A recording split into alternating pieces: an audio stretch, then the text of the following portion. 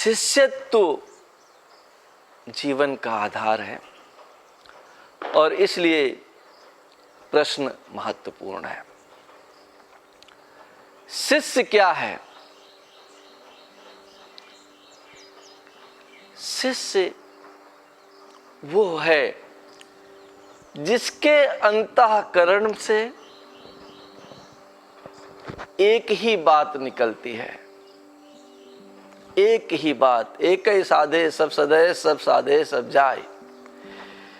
एक ही बात, मुझे सीखना है, मुझे सीखना है और इस सीखने के लिए मैं पूर्ण रूप से तैयार हूं। तैयारी क्या? जब एक शिष्य गुरु के पास दीक्षा के उद्देश्य से, सीखने के उद्देश्य से जाता है तो वो एक बीज के समान होता है। ऐसा बीज जिसकी अनंत संभावनाएं हैं। बीज, अब उदाहरण ले लेते हैं कि ये आम का बीज है। आम का बीज है, लेकिन उसे मिट्टी में नहीं मिलना है, उसे अपना अस्तित्व बना करके रखना है, मिट्टी में नहीं मिलना है। तो उसका अस्तित्व रहेगा 1 साल, 2 साल, 3 साल, 5 साल, 10 साल और फिर सड़ जाएगा और समाप्त हो जाएगा। यह शिष्य की एक अवस्था है। दूसरी अवस्था है कि मैं मिट्टी में मिलने के लिए तैयार हूं। अभी मिट्टी में मिलना क्या है? मनुष्य के लिए मिट्टी में मिलना क्या है? मनुष्य के लिए मिट्टी में मिलने का अर्थ है अपने अहम को शून्य कर देना। और यदि आप अपने अहम को शून्य कर मिट्टी में मिलने के लिए तैयार हैं, तभी गुरु आपके किसी काम का है, अन्यथा गुरु अर्थहीन है। आप 50 साल, 100 साल, 10 साल, 20 साल, चाहे जितने दिन सीखने का प्रयास करें और गुरु चाहे जितने दिन आपको सिखाने का प्रयास करे, आप दोनों माया में रह सकते हैं, लेकिन ज्ञान की प्राप्ति आपको नहीं हो सकती। ज्ञान की प्राप्ति तो शिष्य को तभी संभव है जब शिष्य मिट्टी में मिलने के लिए तैयार हो। जब मिट्टी में मिलने के तैयार का अर्थ क्या हुआ? शरीर, अर्थ, मॉनेटरी थिंग्स, प्राण, इन सभी को, इन तीनों को हम ले जाकर के गुरु के हाथों में, गुरु के चरणों में अर्पित कर सके। अर्पित करना क्यों जरूरी है? क्योंकि आप मिट्टी में मिलने को तो तैयार हैं, मिट्टी में मिल गए, पेड़ भी तैयार हो गया छोटा सा, क्योंकि मिट्टी में मिलेंगे। जब मिट्टी में मिलेंगे तो नया सृष्टि की उत्पत्ति होगी। नई सृष्टि की जब उत्पत्ति होगी तभी तो दीक्षा को द्विज बनने की क्रिया कहा गया है। द्विज का अर्थ क्या है? दूसरा जन्म। कुछ प्रथाओं में दीक्षा के समय नामकरण भी है, पर दीक्षा के समय नामकरण उचित नहीं है, क्योंकि उस समय जब वो दीक्षा ले रहा है तो पूर्ण रूप से मिट्टी में नहीं मिला हुआ है। और इस मिट्टी के मिलने की जो क्रिया है वो ये है कि हमने अपने आप को, अपने शरीर को, अपने अर्थ को, अपने प्राणों को गुरु चरणों में, गुरु हाथों में समर्पित कर दिया। और गुरु क्या है? बीज के लिए जैसे माली है, वैसे इस शिष्य के लिए गुरु है। और माली ने थोड़ा पानी सींचा, सिंचन किया, एक छोटा सा अंकुरण उस बीज में से फूट निकला। यहां क्या है? गुरु ने शक्तिपात किया,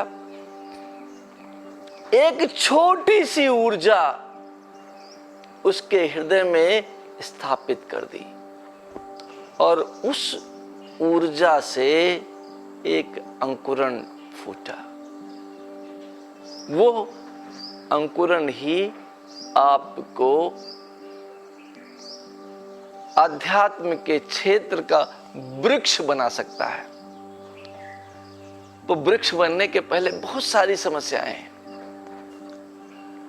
पहली समस्या क्या है कि पेड़ उगा और एक बकरी चर गई। उसमें स्वयं में सक्षमता और सामर्थ्य नहीं है कि वो अपनी रक्षा स्वयं कर सके। तो माली क्या करता है? एक लोहे की जाली ले आता है और उस वृक्ष के चारों तरफ रक्षा कवच बना देता है।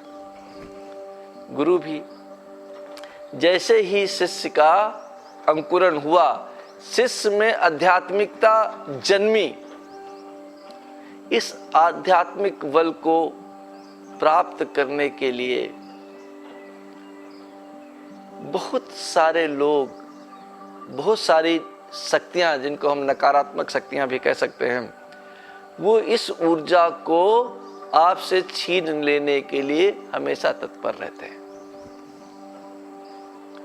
और ऐसा न हो सके कि कोई व्यक्ति, जैसे ही आप वल्नरेबल बनते हैं, जैसे ही आप थोड़ा पहला कदम अध्यात्म के क्षेत्र में रखते हैं, आपको पता होता क्या है? होता यह है कि आप बाह्य जो अंतरिक्ष में व्याप्त ऊर्जा है उसको ग्रहण कर सकते हैं, लेकिन धनात्मक और नकारात्मक ऊर्जा का ज्ञान अभी भी आपको नहीं है। तो कोई व्यक्ति आपके अंदर नकारात्मक ऊर्जा भी डाल सकता है, जिसे जादू कहा जाता है, जिसे कुछ लोग काला जादू भी कहते हैं। इन सब से आपकी रक्षा करने के लिए गुरु दीक्षा देते वक्त जैसे ही आपके अंदर जरा सा अंकुरण होता है, वैसे ही उसको रक्षा कवच प्रदान कर देता है। और उस रक्षा कवच को बार बार प्रत्येक वर्ष पुनर्जीवित करता रहता है। आपको अंदर से सिखा रहा है, लेकिन रक्षा कवच बाहर से किया है। और तभी तो कहा है गुरु कुम्हार शिष्य कुंभ है। आपने किसी कुम्हार को कुंभ को बनाते हुए देखा है? बड़ा अजीब सा आकार कुंभ का होता है बनते वक्त, और उसे धीरे धीरे पीट पीट कर थोड़ा ताड़न करके उसे एक रूप दिया जाता है। और यह कठिन कार्य है शिष्य के लिए भी और गुरु के लिए भी। इसलिए जब आप पूर्ण रूप से तैयार हों कि मैं अपने अहम को, मैं अपने अहंकार को, मैं हूं, इसको समाप्त कर अपने शरीर, अर्थ और प्राणों को हे गुरुदेव आपके चरणों में समर्पित करता हूं, आप मुझे अध्यात्म क्षेत्र का वट वृक्ष बना दीजिए। इस भावना के साथ यदि आप हैं तो आप शिष्य हैं, नहीं तो साधक हो सकते हैं, नहीं तो साधक हो सकते हैं। गुरु के पास बहुत सारे लोग होते हैं वो कहते तो हैं अपने आप को कि मैं शिष्य हूं, होते नहीं है। अगर आपने रामकृष्ण परमहंस का जीवन देखा हो, बहुत सारे 200 शिष्यों की मंडली थी, पर विवेकानंद तो एक ही थे। और वो विवेकानंद कैसे हो गए? क्योंकि उन्होंने अपने आप को पूर्ण रूप से शून्य करते हुए गुरु के हाथों में सौंप दिया। अब सौंप दिया, इस जीवन का सब भार तुम्हारे हाथों में है, जीत तुम्हारे हाथों में और हार तुम्हारे हाथों में। ये भावना जब उत्पन्न होती है तब शिष्यत्व का जन्म होता है। और तब जो सिद्धियां, जो सिद्धि की आकांक्षा आप लिए पूरे विश्व में घूमते रहते हैं, वो सिद्धियां आपको निरर्थक महसूस होती हैं, मगर फिर भी स्वतः चल के आती हैं। आपको कुछ भी अन्य करने की आवश्यकता नहीं रह जाती। गुरु के मार्गदर्शन में धीरे धीरे आप में परिवर्तित होते हुए आप एक आध्यात्मिक वट वृक्ष की ओर अग्रसर होते हैं। और उस अग्रसर होने की जो पहली कड़ी है वो समर्पण है। उसका नाम ही समर्पण है। और समर्पण का अर्थ है अहंकार का शून्य हो जाना। मैं आशा करता हूं कि आप में से कुछ लोग इस अवस्था को पहचान कर इसे प्राप्त कर सकेंगे और अपने जीवन को आध्यात्मिक वट वृक्ष के रूप में स्थापित कर सकेंगे। धन्यवाद, आभार।